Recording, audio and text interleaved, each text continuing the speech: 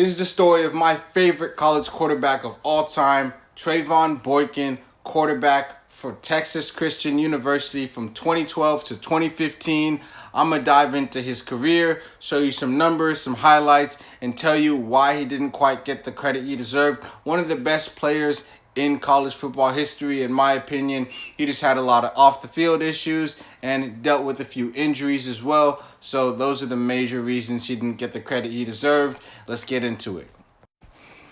All right, starting in 2012 when Trevone Boykin arrived at TCU, this man, Casey Pachal, was named the starting quarterback. Casey Pachal got to TCU back in 2009, redshirted. In 2010, he was the backup behind Andy Dalton. Yes, the same Andy Dalton that's still in the NFL to this day, one of the better quarterbacks in TCU's history. Now, Casey Pachal was named the starting quarterback starting in the 2012 season, and he ended up getting arrested late into the season. He got a DWI and was arrested. At that point, Trevone Boykin took over the starting quarterback role, and even though he got arrested and Trevone took over the role, starting in the 2013 season, Casey Pachal was named the starter again, and he started in their season opener versus LSU. And him and Casey Pachal in that 2013 season basically split reps. They traded off starting responsibilities, and it wasn't until 2014 when Trevone became the full-time starter, and at that point is when he started to take off.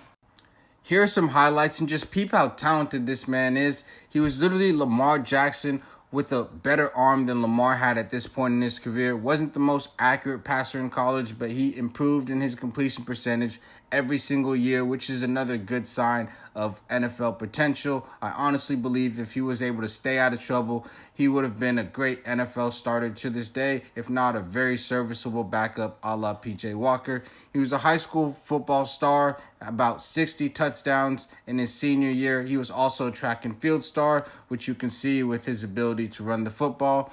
Now in 2012, when he took over as the starter for Casey Pachal, who had his own off-the-field issues, which is the reason he wasn't able to finish the season as a starter. He had 57 completion percentage, just about 2,054 passing yards, 15 passing touchdowns, 10 interceptions, 417 yards on the ground with another 3 touchdowns on the ground. Not overwhelming, but again, he was only the starter for about half the season, a little bit less. In 2013, he had 59.7 completion percentage, just under 60, so a little bit of an improvement in that department.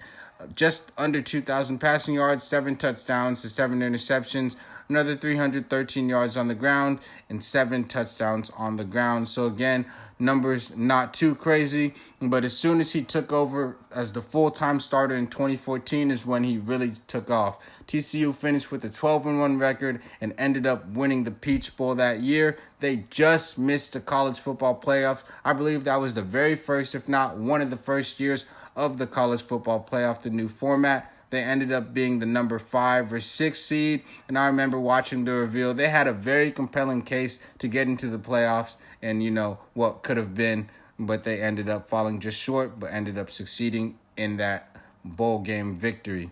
Now, that year, he had 61.2 completion percentage, so another jump, just under 4,000 passing yards, 33 touchdowns to 10 interceptions, 707 rushing yards with 8 rushing touchdowns. So in total, he had 41 touchdowns and 10 interceptions in that 2014 season.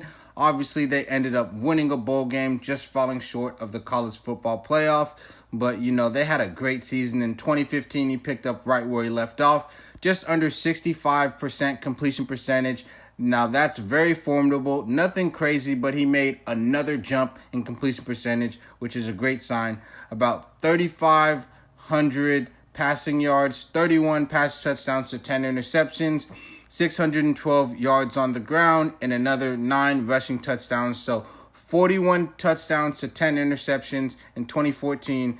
Followed it up in 2015 by another 40 touchdowns to 10 interceptions. So about a 4-to-1 ratio. Obviously, more closer to 3-to-1 if you consider just the passing, but he was a dual threat. Now, through 9 weeks, I promise you, Trevone Boykin was the Heisman favorite. He was going crazy. Look at these highlights. He was tearing up the Big 12. There was no stopping him. And then he got injured. I believe it was an ankle injury or something to do with his lower body, and he missed a few games. And then he started getting into trouble off the field. He ended up missing the bowl game. TCU finished 11-12. They played in the Alamo Bowl, and they actually won that bowl game. But right before the bowl game, he was arrested for possession of marijuana and public intoxication, and he didn't end up playing in the bowl game. He ended up declaring for the draft, went undrafted because of those off-the-field issues, ended up becoming an undrafted free agent and signing to the Seattle Seahawks, and ended up actually being the backup right behind Russell Wilson. He got some time. He had a great preseason, and he got some play in the regular season. Next up, I'm going to show you some of his NFL highlights, but obviously he got into more trouble. Now, as I said before, he was an undrafted free agent who ended up being signed to the Seattle Seahawks in the 2016 season. He had a great preseason, which ended up awarding him the backup quarterback job. He backed up Russell Wilson for that 2016 season. He was only able to play in spurts as Russell Wilson was healthy through the entirety of that season. His total stats read 72.2 completion percentage, 145 pass yards, 1 touchdown, and 1 interception. And after this season, the Seattle Seahawks released him as he became under investigation for a domestic violence charge. So he really just couldn't get out of his own way. In 2020, he pled guilty to those domestic violence charges and was sentenced to 3 years in prison. He more recently just got back into playing football earlier this year, 2023. He signed to Gallos de Tijuana, a Mexican football team in the Mexican Football League. Yes, it's American football, not soccer. I know that can be confusing. But as you can tell through his story, he just couldn't get out of his own way, kept on getting into trouble.